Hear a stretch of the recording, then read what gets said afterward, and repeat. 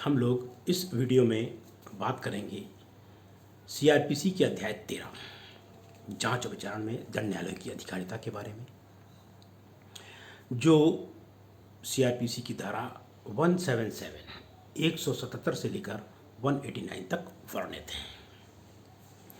177 में क्या कहा गया है? जांच और विचारण का मामूली स्थान। मामूली स्थान कहाँ होगा? जहाँ अपराध हुआ है वहाँ। 178 में क्या कहा गया है? जांच और विचारण का स्थान। जांच और विचारण के स्थान में उन्होंने 4 पार्टों में बांट दिया है। जहाँ संदिग्ध है कि अपराध कहाँ हुआ है वहाँ के बारे में, तो किसी भी जगह पर अपराध का विचारण हो सकता है, या फिर अंशतः अपराध एक क्षेत्र में हुआ है, अंशतः अपराध दूसरे क्षेत्र में हुआ है, तो दोनों क्षेत्रों में विचारण हो सकता है। तीसरा, अपराध यदि कंटिन्यूइंग ऑफेंस है, अपहरण जैसा, तो वो जहाँ जहाँ अपराध घटित हुआ है वहाँ पर, यह अपराध विभिन्न क्षेत्रों से मिलकर बनता है, तो अपराध किसी भी क्षेत्र में उसका विचारण हो सकता है। मतलब जांच और विचारण का स्थान 178 में दे दिया गया है। 179 में क्या दिया है? जांच विचारण का स्थान कहाँ होगा? जांच विचारण कहाँ किया जा सकता है? जहाँ घटना घटी या जहाँ परिणाम निकला। उदाहरण, कानपुर में धमकी दी कि आपको पैसा उन्नाव में देना है, और पैसा उन्नाव में दिया गया, तो न्यायालय मुकदमा कहाँ दर्ज, विचारण कहाँ हो सकता है? कानपुर में भी हो सकता है और उन्नाव में भी हो सकता है। ये था 179। 180 में क्या है? जब कोई एक आकार अपराध से संबंधित होने के कारण कोई अन्य अपराध होता है। उदाहरण ले लेते हैं, चोरी अपने आप में अपराध है और चोरी का माल प्राप्त करना अपने आप में अपराध है। जहाँ चोरी हुई वहाँ मुकदमा चलेगा, जहाँ चोर पाया गया वहाँ मुकदमा चलेगा, जहाँ चोरी का सामान खरीदा गया वहाँ मुकदमा चल सकता है, तो कहीं पर भी मुकदमा चल सकता है। ये था 180। और 181 में क्या है? अन्य अपराध है। अन्य अपराध का मतलब क्या है कि डकैती कहीं भी की हो और रह कहीं रहा है वो। डकैतियों की टोली का सदस्य है, कानपुर में उसने डकैती की थी, रह रहा था झांसी में, तो कानपुर में मुकदमा चल सकता है, और जहाँ पकड़ा गया वहाँ भी मुकदमा चल सकता है। इस पूरे भाग में हम बात क्या कर रहे हैं कि ट्रायल कहाँ चलेगा, तो किन्हीं भी क्षेत्रों में चल सकता है। ये आपका हुआ 181। 82 में क्या है? पत्र के माध्यम से कानपुर से पत्र डाल रहे हो, उकसा रहे हो, और झांसी में अपराध हो रहा है, तो कानपुर में भी मुकदमा चल सकता है, झांसी में भी मुकदमा चल सकता है। मतलब दोनों क्षेत्रों में मुकदमा हो सकता है पत्र वाले मामले में। 183, यात्रा और जल यात्रा। ये प्रश्न ध्यान रखिएगा, बहुत ज़्यादा आया है। एक आदमी कानपुर के स्टेशन से चढ़ता है अपना बैग लेके और बैठ जाता है ट्रेन में, और दिल्ली जाना है, और दिल्ली में पता चलता है उसका बैग चोरी हो गया है। अब मुकदमा कहाँ कराएगा वो? तो कानपुर में करा सकता है, दिल्ली में करा सकता है, या कानपुर से दिल्ली के भी जितने स्टेशन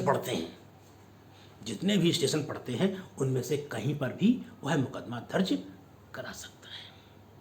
ये 183 में हो गया, यात्रा या चल यात्रा। जिन जिन क्षेत्रों से होकर गुजरेगा उन क्षेत्रों में वो मुकदमा दर्ज करा सकता है। 184 में क्या है? 184 में 219, 20, 21 वाले मामले हैं। क्या है? 1 साल के अंदर जो अपराध होते हैं और एक ही दंड से विचारणी होते हैं, उनको मर्ज कर दिया जाता है एक ही स्थान में। मतलब पता लगा कि हुए तो कानपुर में ही हैं, लेकिन अलग अलग जगह पर हुए हैं, तो एक साथ मर्ज किए जा सकते हैं। ये 184 है। 185 में राज्य सरकार किसी भी मामले को एक सेशन खंड से दूसरे सेशन खंड में ट्रांसफ़र कर सकती है, लेकिन वो हाई कोर्ट और सुप्रीम कोर्ट के आदेश के विरुद्ध न हो। मतलब मुकदमा कहीं, मान लीजिए कानपुर में चल रहा है, उसे कहीं ट्रांसफ़र करना है तो ट्रांसफ़र हो जाइए। ये 185 में है। 186 में क्या है? पता लगा, ये विवाद शुरू हो गया कि मुकदमा कहाँ चलेगा। दो जगह FIR है। यदि वो एक ही हाई कोर्ट के अधीन है, मतलब कानपुर में मुकदमा चलना चाहिए कि अलीगढ़ में चलना चाहिए, ये तय कौन करेगा? तो फिर दोनों ही, कानपुर और अलीगढ़, दोनों किसके अधीन आते हैं? इलाहाबाद हाई कोर्ट के अधीन। तो इलाहाबाद हाई कोर्ट तय कर देगा कि भाई मुकदमा यहाँ चलेगा। लेकिन ऐसा नहीं है, एक एफआईआर कानपुर में हुई है, एक भोपाल में हुई है। अब मुकदमा कहाँ चलेगा, कौन तय करेगा? तो जहाँ पर विचारण की कार्रवाई सबसे पहले शुरू हो गई है वही मुकदमा चलेगा, चाहे कानपुर में हो और चाहे फिर भोपाल में हो। ये था 186। 187 में चाहे संज्ञेय अपराध किया हो चाहे असंज्ञेय अपराध किया हो, किया था उसने गुजरात में, रह रहा था कानपुर में।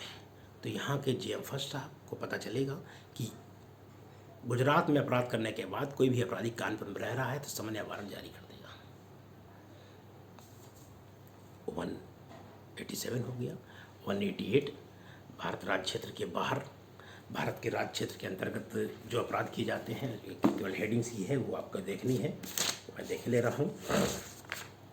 भारत के बाहर किए गए अपराध, भारत से बाहर किए गए अपराधों के बारे में और भारत से बाहर किए गए अपराधों के बारे में साक्ष्य लेना। 188 में क्या है, भारत से बाहर किए गए अपराधों के बारे में, और 189 में भारत से बाहर किए गए अपराधों के बारे में साक्ष्य लेने के बारे में चर्चा की गई है। कहाँ कहाँ पर आप ले सकते हैं। ये आपका अध्याय 13 था सीआरपीसी का, जो 177 से लेकर 189 तक था। इसको चूँकि याद करना थोड़ा मुश्किल होता है और इससे क्वेश्चन बनते हैं और आप बार बार पढ़ेंगे तभी आएगा। ये जो मैं लेक्चर डाल रहा हूँ, यदि आप 2-3 बार सुनते रहेंगे तो आपको काफ़ी चीज़ याद हो जाएंगी। इसको एक बार हम फिर से बता दें कि कौन से क्वेश्चन इसमें बहुत आए हैं। प्री लेवल में तो 172 वाला क्वेश्चन आया हुआ है, 173 की कानपुर से एक आदमी ट्रेन में पहुंचा या एक इटारसी ट्रेन में पहुंचा और वो भोपाल जा रहा था, कोई भी क्षेत्र ले लीजिए। 183 वाला बहुत आया है। फिर राज्य सरकार की शक्ति 185 वाला आया है। 186 में 2 जगह विचारणीय अधिकारिता है तो तय कौन करेगा, 86 वाला खूब प्री में क्वेश्चन आया है। और 187 वाला भी आया हुआ है कि अपराध किया था गुजरात में, रह रहा था कानपुर में, तो कानपुर के जेएम फर्स्ट साहब क्या कर सकते हैं, उसके खिलाफ सामान्य वारंट जारी कर सकते हैं, चाहे अपराध संज्ञेय हो चाहे असंज्ञेय हो। 188 भारत के बाहर किए गए अपराधों के बारे में, यदि भारत से बाहर कोई अपराध करेगा तो उसके बारे में हम लोग सब इसको 188 इसलिए याद रखना है, इसको 300 में भी देखने को मिलेगा। ये इस तरह करके ये प्रश्न काफ़ी आए हुए हैं। ये वीडियो कैसा लगा देखें और आगे बढ़ाएं। धन्यवाद।